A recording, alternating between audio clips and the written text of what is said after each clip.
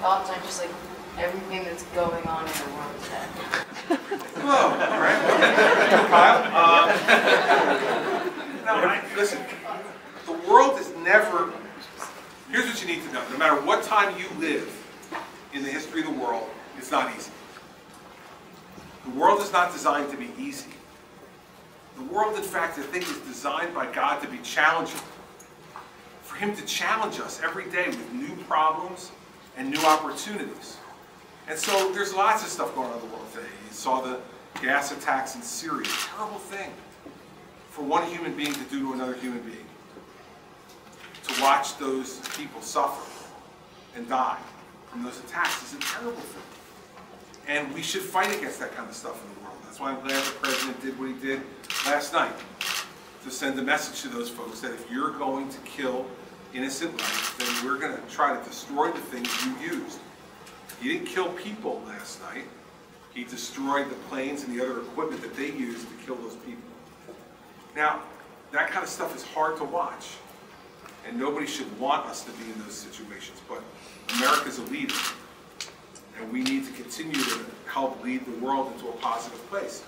But there's also lots of great stuff going on in the world that we have to emphasize too. I mean, you think about the fact that everybody, it seems, and I'm looking in here, and most of you, are carrying these things. You have a computer in your pocket that you can communicate with anybody, any place in the world, while you're sitting here and listening to me. You can talk to anybody, you can email, you can text, you can look up things on the internet, and you never have to move from sitting in your chair and having this thing this size in your hand. I remember when my kids first started taking computers in the 2nd grade at their elementary school, and my daughter asked, my oldest daughter asked me, who was your 2nd grade computer teacher? And I said, there were no computers when I was in 2nd grade. Think about how crazy the world has gone in a good way. That you now have access to information that I would have never had when I was your age. You can answer the question to anything. You go on Google and answer almost any question you want to find out. So there are tough things happening in the world, people who are starving in sub-Saharan Africa, people who are dying of AIDS in Africa, people who don't have enough to eat in East Asia, folks who are suffering poverty in our own country. There are problems in the world that we have to try to fix, but there are also amazing opportunities in the world that you can take advantage of that I could have never dreamed of. And so whenever you're thinking about what's going on in the world, yes, think about the problems and how to solve them, but also think about how lucky you are. How old are you? 14. Okay. So you're a 14-year-old young man in the greatest country the world has ever known. I sat and listened to a speech just on Monday night from David Cameron, who's the former Prime Minister of Great Britain. And at the end, they asked him a question about the future of our country, and it was someone who was concerned about the future of our country. And one of the things he said was, someone who lives in another country, who was the leader of another country, he said, remember, everyone in the world still wants to be America. Everybody in the world wants to have the life that you all have a chance to live here in the United States of America. Everybody strives to have the justice system you have the system of laws that you have the system of government that you have.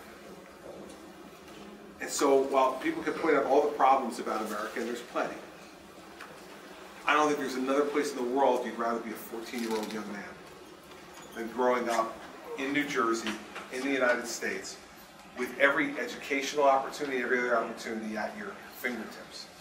And here's the only thing that will limit you. And it's the only thing that limits Kyle. Is hard work. If you asked him, I am sure, how did he become a professional hockey player? Yeah, he had certain skills that God gave him. Yeah, he's had great coaching. But in the end, it's how hard was he willing to work, and he's still willing to work every day to make himself better. And that's all that challenges you. The only thing that limits you in this country is how hard you're willing to work. If you're willing to work hard, you're going to have a great life here. So yeah, we got some problems in our country we got to fix, and we'll keep working on them. And the problems that I fix, you won't have to. Or maybe we'll re-break them again between now and the time when you become an adult and you got to fix them again. But we're going to have the chance in this country to fix our problems. But lots of other countries don't have the opportunities we have here to begin new things and have new opportunities and be judged on our merit. So I think what's going on in the world right now is kind of interesting. It always is. It's challenging. It's difficult. Sometimes it's sad. But I wouldn't trade places with anybody else, anywhere else in the world, than to be a citizen of this country.